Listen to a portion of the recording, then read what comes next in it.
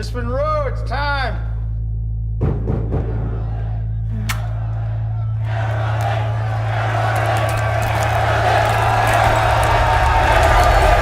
How did you get your start? Maybe. What start? In movies. Blonde filma izango dugu. Hola a todos, si podéis ir sentándoos. Buenos días. Please sit down. Good morning, everyone. Hoy tenemos la inmensa suerte. We've got the enormous fortune of presenting the film Blonde. Sí. Y para presentarla contamos con la And to presencia present it, we've de got ARMAS, Ana de actriz, Armas, y actress, DOMINIK, and director. Andrew Dominik, who's the director of the film. Please raise your hands. I'm not going to ask any questions today, so I hope you can hear the translation. I can. Good. Thank you. Just go slow. All right, I'll try.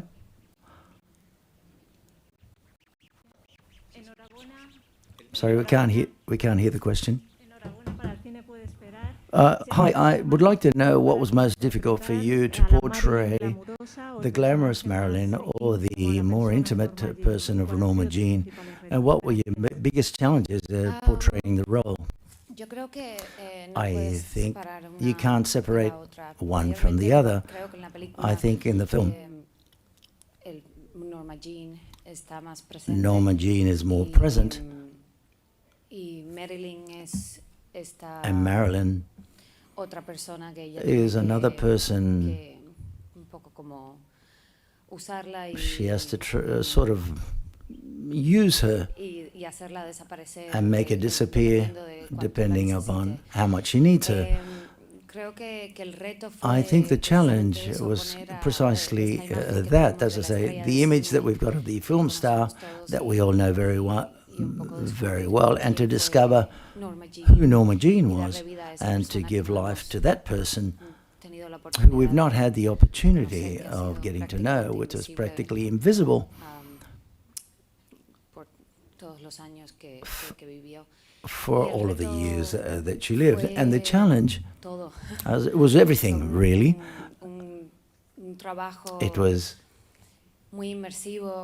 very, a lot of volume. I had to dive into it, a lot of observation, a lot of conversations with Andrew as well, documenting myself, a lot of details.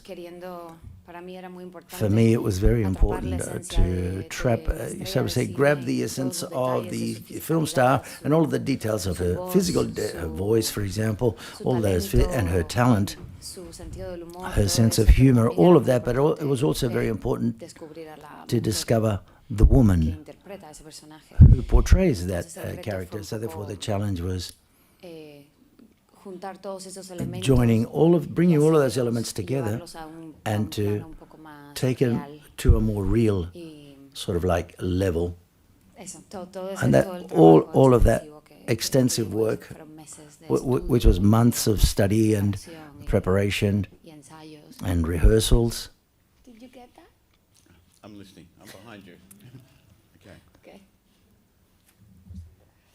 Hola, buenos días. Hi, good morning.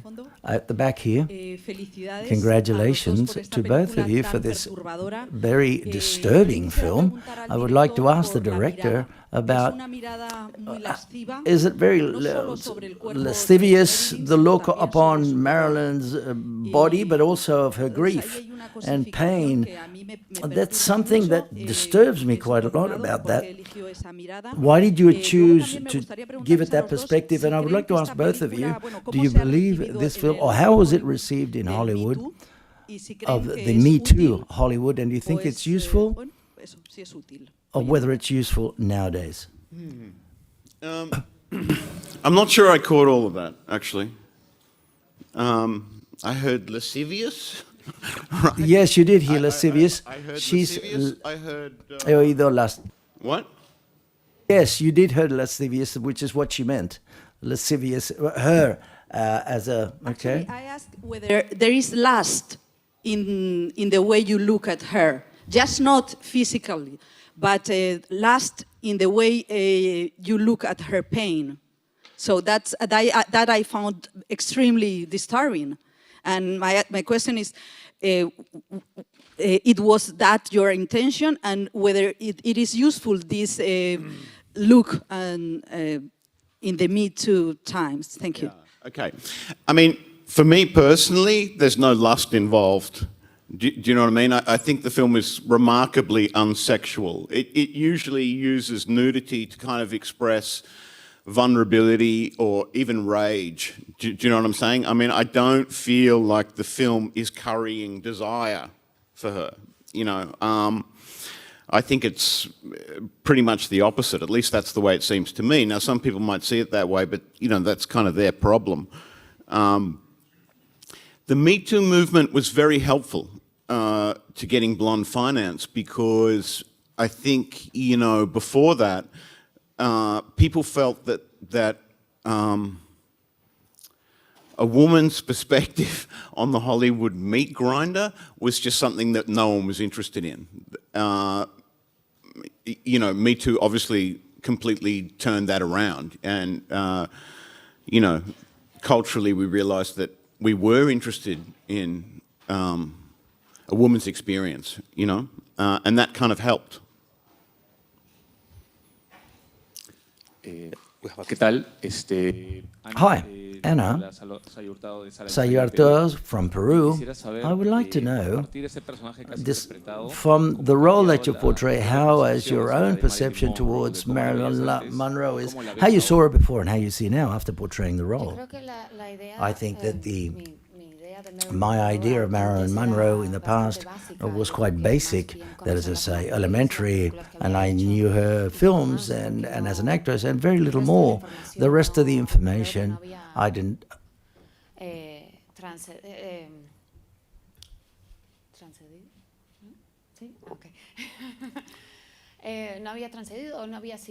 had not transcended or had not been important, or no attention had been given to it.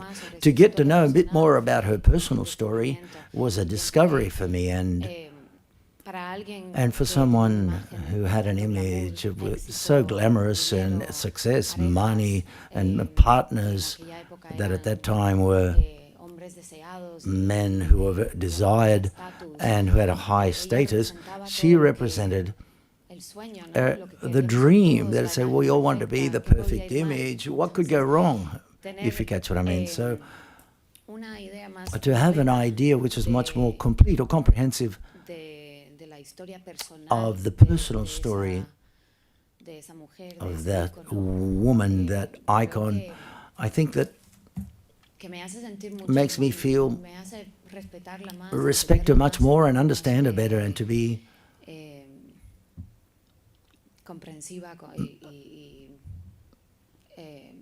understand her and humanize this person much more, and to understand what she went through and give her much more credit for the effort that she put into things.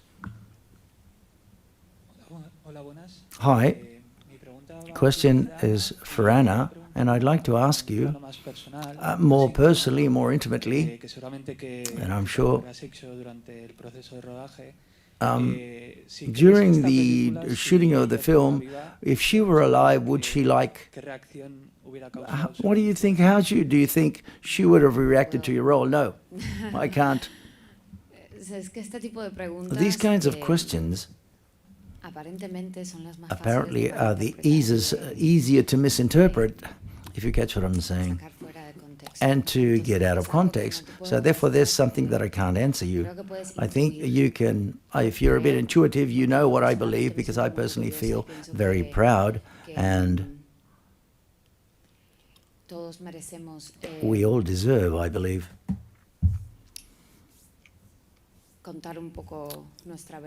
to tell our truth and show all of the aspects of our lives so that we can understand things in context. And I think this is what this film does. And I can't answer you what she would think of my portrayal in the movie. Hola. Hi. Hi, good morning. Yes, can you hear me? Yes. Good. Good morning. She's over there on the left. Congratulations for the film. It's surprising how you've recreated images and photos, moments that we've seen thousands of times before. But I would like to ask Anna whether, personally for you, this experience, the film, the character, has made you think about the importance of managing success well, now that you're riding that wave of success. And then also, how did you feel when you put that white dress on? Yo creo que sí, que es un poco Yes, it's a bit reflejo, ¿no? del momento en el que vivimos. the 7-year itch. Yeah, I think it's the moment, for example, the moment we're living through, let us say, the level of exposure that actors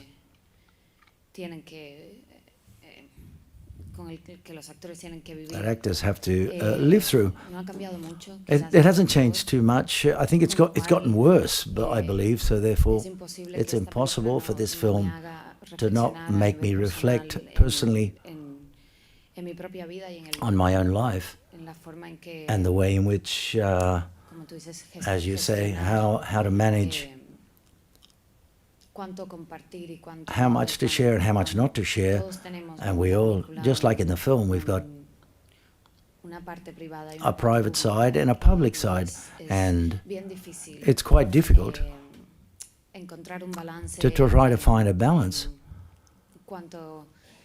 as regards to how much you want to share or not. Sometimes it doesn't depend on you. But I think, yes, the film has made me have a bit more empathy for other actors who are in that position as well, and how difficult it is to try to manage these situations. And in the sense of the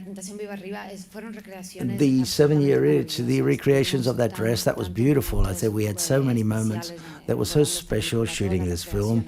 All of the recreation was quite complex because of the level of production that it required. Andrew is a perfectionist, very perfectionist, and so am I. And I think the rest of the crew, we were wanted to achieve an exquisite level and very special level in the film. The white dress was an exact replica that was made just like all of the other costumes, and it was quite surreal to be in the Fox studios and recreating that scene where there's a complete dialogue. And something very funny, what happened was the guy that was blowing the air underneath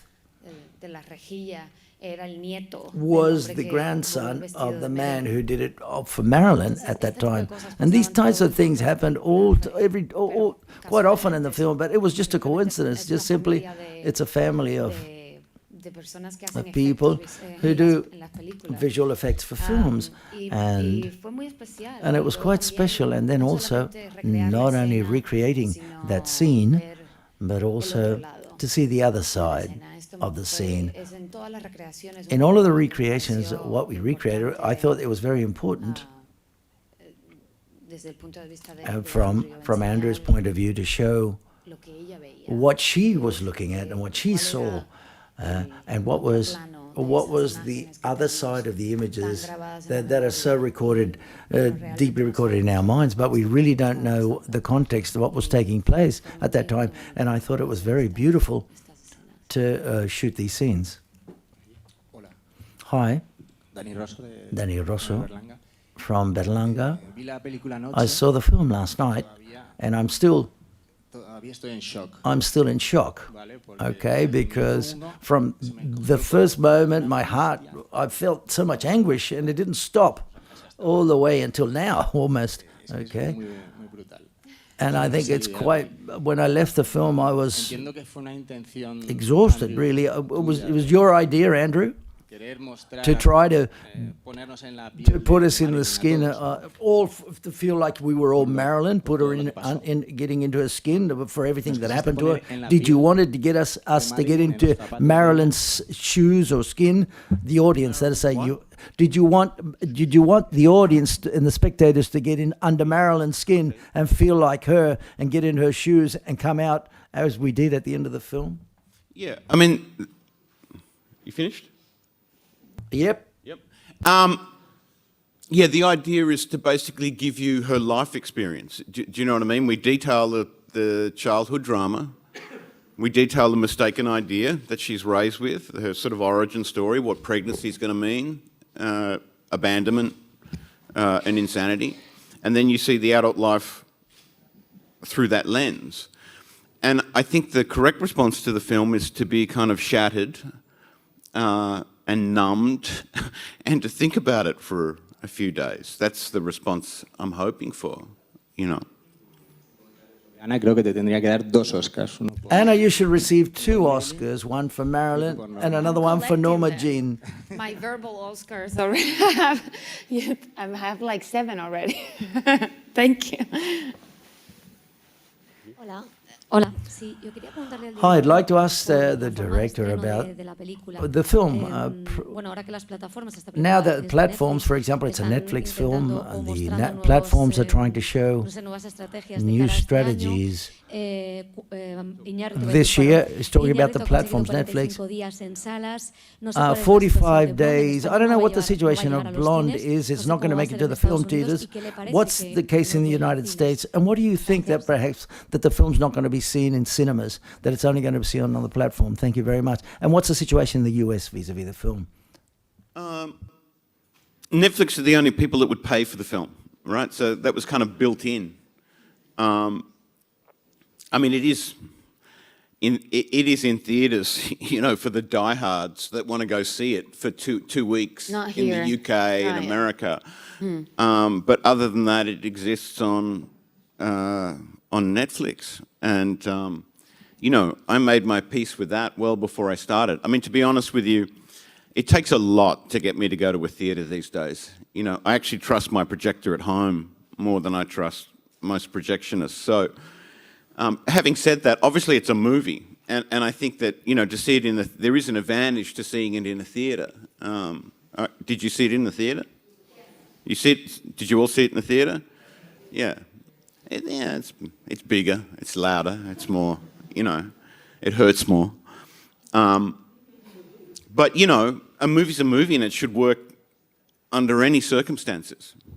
You know, most films seem that way anyway. What can I say? I've made my peace. Gracias. Gracias. Thank you. Bueno, perdón. Que me puedo poner nervioso. I'm getting nervous. Hang on. Realmente, The truth todo lo que creo que he is, visto en el what I festival saw es in the que festival la sexualidad sigue siendo is sexuality continues to be an issue todavía le that queda people it creates a certain tension in people. And I want to encourage you, because I think it's a very courageous film, and plus we've come from a period in which a lot of biopics are being made, and they sweeten the stories too much. On my behalf, I think we've got to see what's behind the character of Marilyn. So therefore, congratulations for such a brave piece of work. And the director, aesthetically, the imaginary around the film, because we saw the combination of different techniques in black and white. What was the creative process in order to see how you wanted to portray and show the film on the screen? That is to say, the techniques you use vis-a-vis images. Well, the first thing, I think it's pretty hard to avoid sexuality when you're talking about trauma, because I think our sexuality is connected to how we're wounded. Do you know what I'm saying? Now, she seems to be pretty numb to hers, you know, in the film. As far as the big visual idea of the movie is that we don't see the world. We see the drama that we project onto the world. And you're watching a person who is seeing herself. She's seeing her own concerns dramatized around her all the time, right? Now, the advantage of doing that with a a figure like Marilyn Monroe, who is so photographed, about which there is already a visual memory, is that you have these familiar images which already have a certain meaning, but we can now distort that meaning. We can give it a new meaning according to her drama. So Bye Bye Baby becomes a song about abortion, or the image of her and DiMaggio in the window, which is a romantic image, becomes an image where he's just kind of like snuffing out her sensitivity. Or even the razor at the throat and the director yells, cut, it has a new meaning now, according to how she's feeling. And this is probably some people's objections to the film, because it's like we're screwing around with their memories. We're screwing around with the way they want to remember things. But we're trying to show, we're trying to show life from the point of view of a person who ends up killing herself, It's not a happy life. Vale, y tenemos tiempo para una pregunta más. Time for one more question over here. Hola. Hi, I'd like to ask Ana de Armas about your career and your trajectory over the last few years, because you've spoken very openly that you believe that no one took you seriously when you started your career as an actress, especially here in Spain. I'd like to ask you, how do you perceive this, and to what extent this affected you, whether it motivated you to go to Hollywood, to try to make it big, and now you think you've finally sought revenge to all of those people who had it bad for you. Esa es la idea que... Is that the idea you have? Yo pienso que Well, I think that no sé necesariamente si it's es not que la gente necessarily me tomaba whether en serio, people me took parece me que fue seriously más or not. I think it was more an issue of un efecto de estar en an effect una of serie de televisión being in a donde TV se series transforma when I started and I was so young, and I wore a school uniform for so many years, so therefore that was the idea. Era pues como en la película. It was just like in the film. That's the character that people see you as, and it's difficult to leave that or abandon that. So I would have had much more patience to make it that far and to work with film directors in Spain, but fue algo un poco no planeado. I didn't even plan it. My objective was never to travel to the United States. When I had the opportunity to do Manos de Piedra with a Venezuelan director, I went to Panama to shoot that film, and as of there was when the idea of going to the United States came to me, but it wasn't the plan, and neither was it, for example, everything that's happened, the opportunities that have arisen, the directors who I've worked with, and to have managed to establish a career there or something quite solid in the US, that wasn't, I hadn't even thought about that. And I still have the hopes of working in Spain again. I've not received any opportunity, or it hasn't happened, but it's not because I didn't want to or don't want to. I didn't want to seek revenge against anyone, not at all. And neither showing... No, that's not my intention at all. All the contrary, I'd love to be able to work here again. Okay, unfortunately, we've got to move somewhere else. So a big round of applause for the director and the actress. Thank you.